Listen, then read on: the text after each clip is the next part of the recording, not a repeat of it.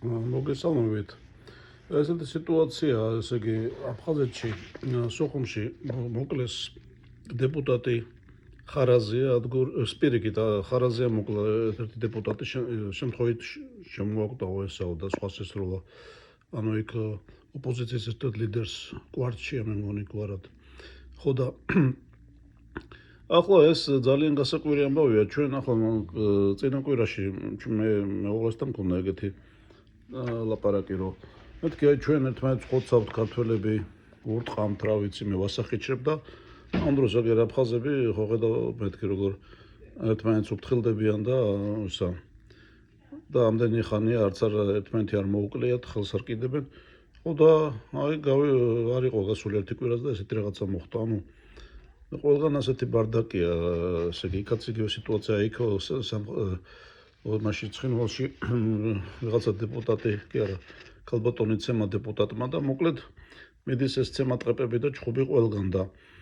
ახლა სასაცილო ის არის, რომ სასაცილოა სატირალი ალბათ. ეს ადგურ ხარაზია დამალულია, ჯერ ვერ პოულობენ ახლა რა, სად უნდა სულ რამდენი 30 სოფელია და როგორ ვერ პოულობენ ამას ეს მიკვირს. ყველამ კარგად იცის ალბათ სად არის უბრალოდ ერთი დღეში გამოჩნდება და მაგის გარდა ეს ყოფილა ქალაქის მერი, სოხუმის მერი, ანუ ესეც სერიოზული თანამდებობების გქონდა და იქ წერს მე ეს ინალ ხაშიგი რო არის ეს ბლოგერი და ესა რა ქვია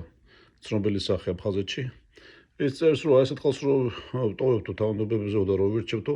იმიტომ მას გვაქვს ეს ყველაფერიო და მაგის გარდა იქ სინათლე არა გვაქვს იმის გამო და ასე შემდეგ. ნუ ეხო კავკაზიაში არის.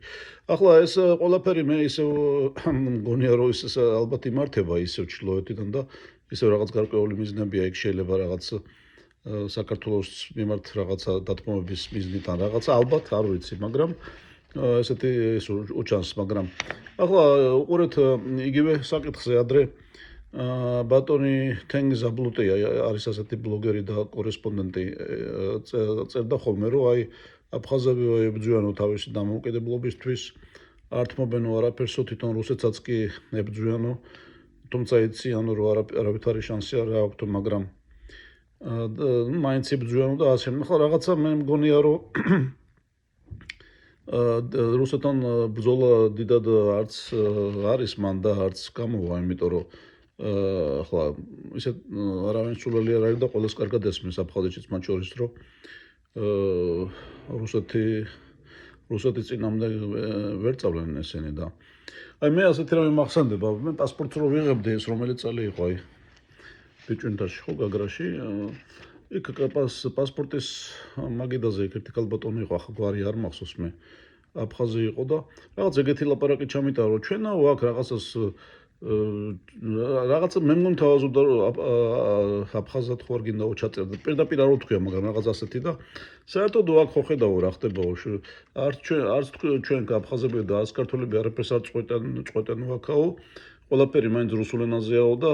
რუსული აქვს აღა ეგეთი ლაპარაკი რა მოკლედ ჩვენ არაფერი და რუსეთის ის არისო მთავარიო და